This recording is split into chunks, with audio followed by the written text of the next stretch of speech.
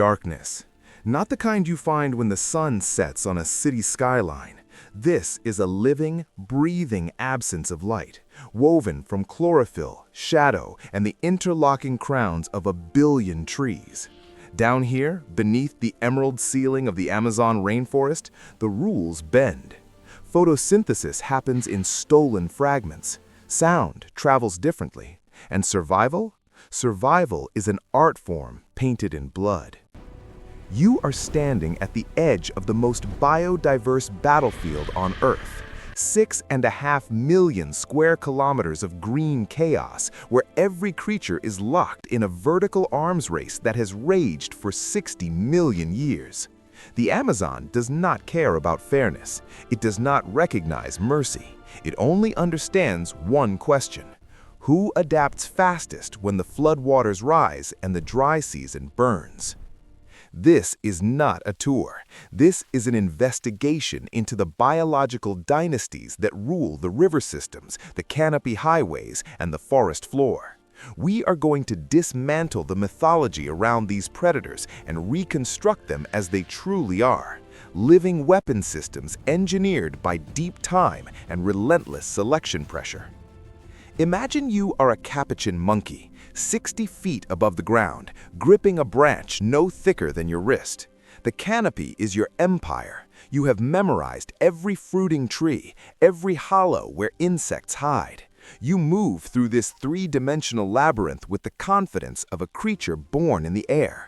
But confidence is not armor, and somewhere above you, circling in silence, is a bird that has rewritten the physics of aerial predation. The harpy eagle is not the largest raptor on the planet. That title belongs to the condors and the wandering albatross, but size is a crude metric. What the harpy lacks in wingspan, it compensates for with architectural genius. Most large eagles, the golden eagle, the bald eagle, have long, broad wings designed for soaring across open plains or coastlines. They ride thermals, they glide. The harpy eagle does neither. Its wings are short, rounded, almost stubby by comparison. This is not a design flaw. This is an evolutionary gamble that paid off spectacularly.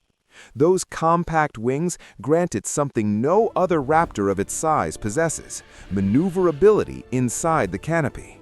Imagine flying at 40 miles per hour through a maze of vines and branches and suspended debris, where a single miscalculation means a broken wing and a 70-foot plummet. The harpy navigates this chaos with the precision of a fighter jet threading through canyon walls. It banks, it rolls, it adjusts its trajectory mid-dive using tail feathers that act as rudders. And when it locks onto a target, a sloth clinging to a cecropia tree, a howler monkey frozen in indecision, it does not miss. But the wings are only half the story. Look at the face. That broad, owl-like facial disc is not decorative. It is an acoustic funnel. While most eagles rely almost exclusively on vision, the harpy has borrowed a page from the nocturnal hunter's playbook. Those feathers channel sound waves directly into the ear canals, amplifying even the faintest rustle of fur against bark. In a forest where sight lines are measured in meters, this is a profound advantage. The harpy can hear a capuchin monkey chewing fruit from 200 feet away. It can track movement through solid foliage by sound alone, building a mental map of its prey before it ever enters visual range.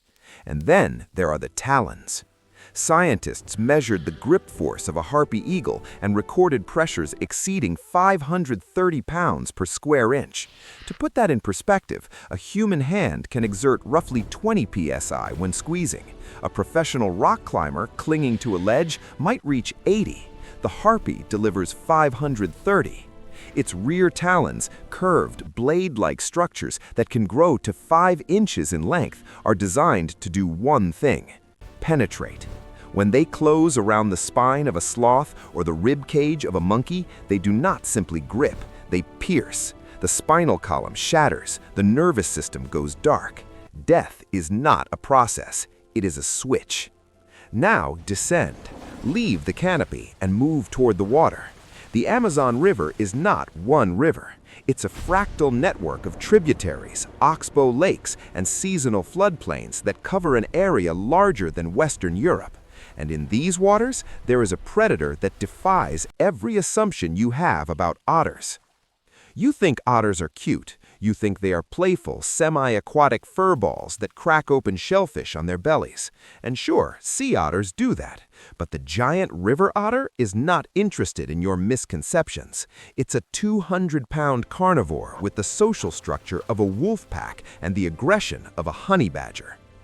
They hunt in groups of up to 8 individuals, and unlike most otters, which are solitary or loosely affiliated, the giant river otter operates with military precision. They have a vocal repertoire of 22 distinct calls. 22! That's more than most primate species. These calls coordinate ambushes, signal the discovery of prey, warn of intruders, and maintain group cohesion across hundreds of meters of murky water. When they encounter a school of fish, they do not scatter and chase. They form a line. They drive the fish towards shallow water. They take turns striking, ensuring that every member of the group feeds. This is not instinct. This is culture. And when they are not hunting fish, they are defending territory. Giant river otters are absurdly territorial. A family group claims a stretch of river and patrols it relentlessly, marking the banks with scent glands and vocalizing to warn off rivals. But the truly remarkable thing, the detail that elevates them into the upper tiers of this list, is their willingness to fight creatures far larger than themselves. There are documented cases of giant river otters mobbing and killing adult caimans, not juvenile caimans, not sickly ones. Healthy, adult black caimans that can reach 13 feet in length and weigh upwards of 800 pounds. And now we arrive at the apex, the uncontested overlord of the Amazon food chain, the creature that appears in indigenous mythology as both demon and deity, the jaguar. Imagine you are a black caiman basking on a sandbar. You're 12 feet long. Your hide is armored with osteoderm plates, bony scutes fused to the dermis that can stop a bullet. You have survived flooding seasons, droughts, piranha bites, and territorial battles with rival males. You are, by any reasonable standard, invincible. And then you feel the water shift. Not a splash, just a subtle change in current. And before you can process what that means, 250 pounds of muscle and fury explodes from the river and lands on your back. The jaguar does not wrestle. It does not grapple. It does not try to flip you over or exhaust you. It goes straight for the skull. And this is where the jaguar's biological architecture becomes almost absurd. Its skull is wider than that of a lion or tiger of equivalent size. The zygomatic arches, the cheekbones, flare outward, creating attachment points for jaw muscles that are disproportionately massive. This allows the jaguar to generate a bite force of approximately 1,500 pounds per square inch. That is the highest bite force to body mass ratio of any big cat on Earth. A lion might have a stronger absolute bite, but pound for pound, the jaguar is unmatched. And it is not just about force, it is about application. Lions and tigers kill with a suffocation bite to the throat. They clamp down on the windpipe and wait. It takes minutes. The jaguar does not have that kind of patience. It bites through the skull. The canines, conical, reinforced teeth designed to resist fracture, penetrate the temporal bones and drive directly into the brain. Or, if the angle is wrong, they target the cervical vertebrae at the base of the skull, severing the spinal cord. Either way, death is instantaneous. The central nervous system goes offline. The caiman does not thrash. It does not fight. It simply stops.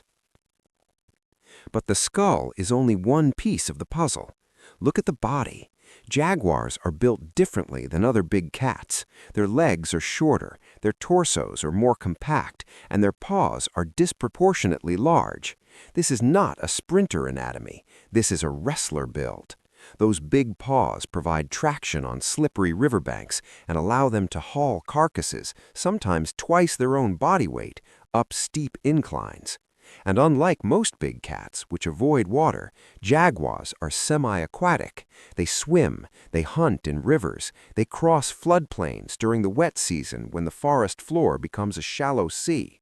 They are as comfortable in the water as they are on land, which gives them access to prey that other predators cannot reach. And then there is the diet. Jaguars have been documented killing and consuming over 85 different species. 85!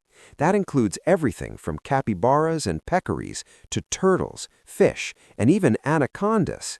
This dietary flexibility is not opportunism, it is strategic resilience.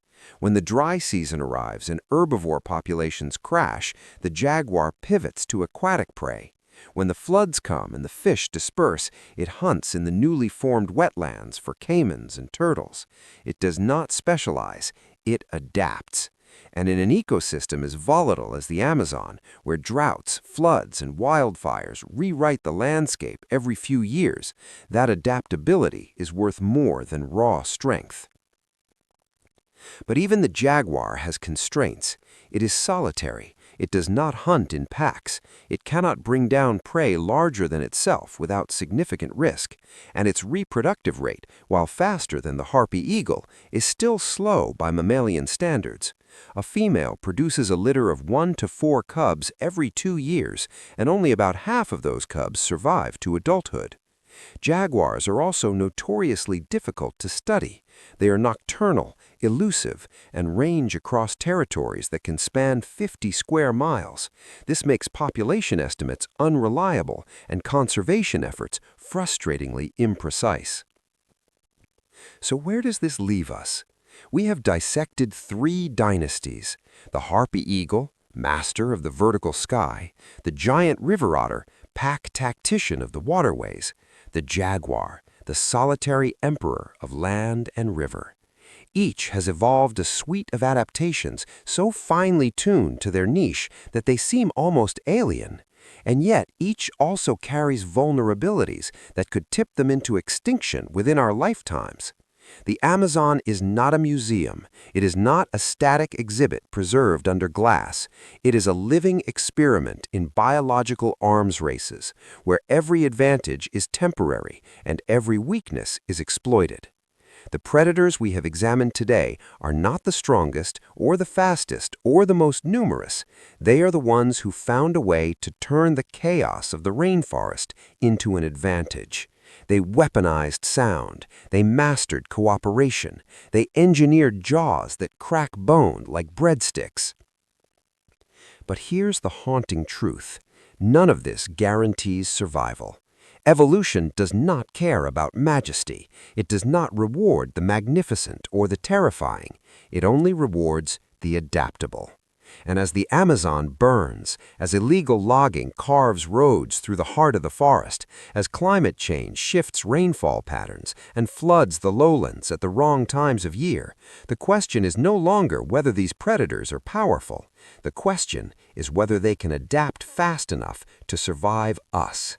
Because in the end, the most dangerous predator in the Amazon does not have talons or teeth. It has chainsaws, it has bulldozers, it has the ability to destroy in decades what took 60 million years to build. And against that, even the jaguar bite is just a whisper.